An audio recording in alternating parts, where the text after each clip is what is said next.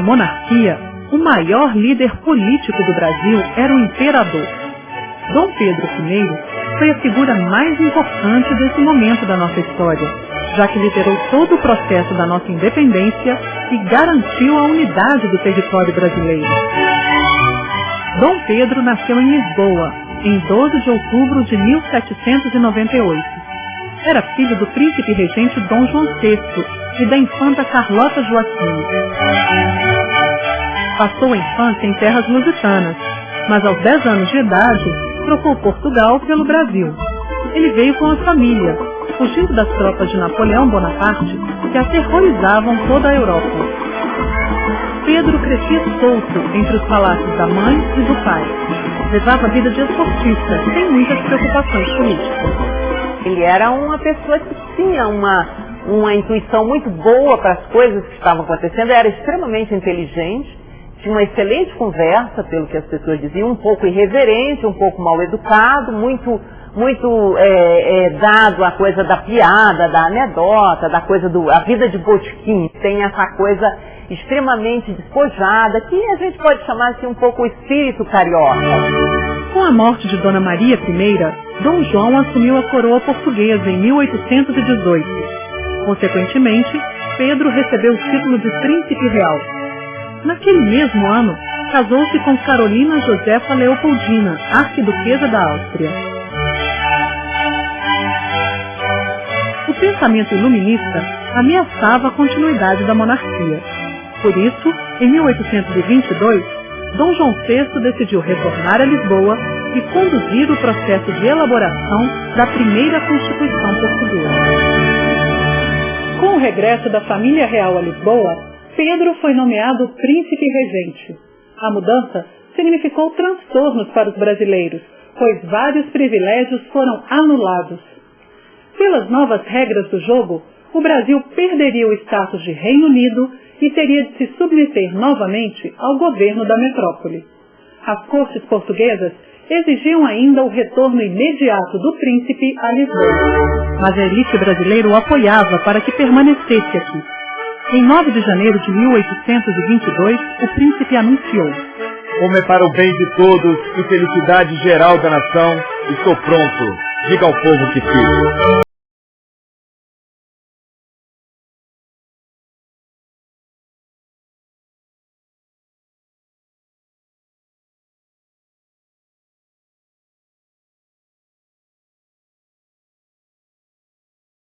Ao pai, a quem ele jurou ser súdito fiel, e às cortes portuguesas, que estariam reorganizando Portugal depois do desastre que foi a campanha napoleônica e a invasão de Portugal, e o mundo brasileiro onde ele cresceu.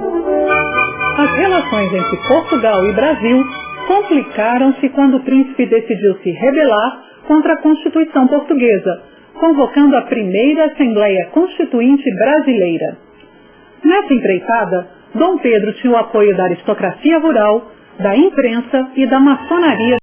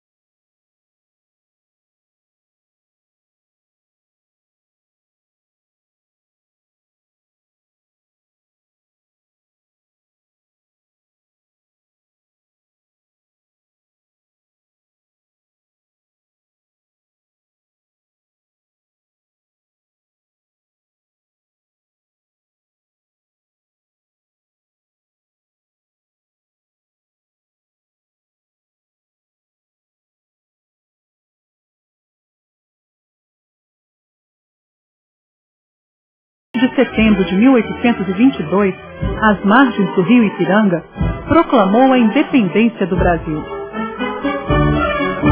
Independência ou morte. Enquanto aguardava o retorno de Dom Pedro ao Rio, Dona Leopoldina idealizou a bandeira do Brasil. A música do hino da independência foi composta pelo próprio monarca. O povo aclamava e se envolvia em batalhas para garantir a expulsão dos colonizadores. Ainda em 1822, Dom Pedro foi proclamado, sagrado e coroado, imperador e defensor perpétuo do Brasil. Dom Pedro contava com a Constituição para garantir a unidade do território brasileiro. Mas durante os trabalhos da Constituinte, diversos conflitos aconteceram entre os conservadores e os liberais. Um grupo defendia que os poderes do imperador deveriam ser limitados. Dom Pedro, por sua vez, não abria mão do direito de dissolver a Câmara quando achasse necessário. Diante de divergências, ele dissolveu a Assembleia Constituinte e outorgou nossa primeira Carta Magna em 1824, instituindo o poder moderador. A Constituição de 24, de fato, é um documento importante e fundador da nossa história. Ela, ao lado da unificação do território brasileiro, conseguida aí da maneira como já falei, pela força das armas, etc. Elas são as duas grandes obras que a gente pode dizer que Dom Pedro I deixou e que são fundadoras, né? São fundadoras da realidade do Brasil que a gente tem hoje. Mas a Constituição imposta por Dom Pedro desagradou muita gente. Aos poucos, o imperador foi perdendo apoio popular. Com a morte de Dom João VI, ele se viu obrigado a contrariar as leis brasileiras e assumir o trono lusitano. Para reverter a situação, Dom Pedro foi a Portugal, somente para abdicar da coroa portuguesa em nome de sua filha, Maria da Glória. No Brasil, a Guerra da Cisplatina ameaçava a unidade nacional. A derrota nos campos de batalha foi um duro golpe para Dom Pedro. Com a morte da imperatriz Leopoldina, aumentaram também os boatos sobre seu caso com a Marquesa de Santos, o que gerou mais impopularidade. Aos 31 anos, Dom Pedro escolheu Dona Amélia de Laustenberg para ser sua segunda esposa. Mas não houve como contornar a crise. Muitos o acusavam de tirania e nem mesmo seus ministros o apoiavam como antes. Diante do desgaste político, ele resolveu abdicar do trono brasileiro em 1831. A coroa passou ao príncipe Dom Pedro II, então com 5 anos. Quando Dom Pedro chega à Europa, principalmente, ele desembarca num porto da França, ele é aclamado, é recebido como um herói, o príncipe americano que tinha dado Constituição ao Brasil e a Portugal. O desafio de Dom Pedro foi combater o próprio irmão, Dom Miguel, que havia usurpado o trono de Maria da Glória. Por todo o reino, era visto como um herói reconquistador, que conseguiu restaurar o poder da filha. Mas, durante as batalhas, ficou muito doente. Morreu vítima de tuberculose, com apenas 36 anos. Foi sepultado em Portugal, mas seus restos mortais foram trazidos de volta ao Brasil na comemoração dos 150 anos da independência. Dom Pedro I é um dos construtores do Brasil.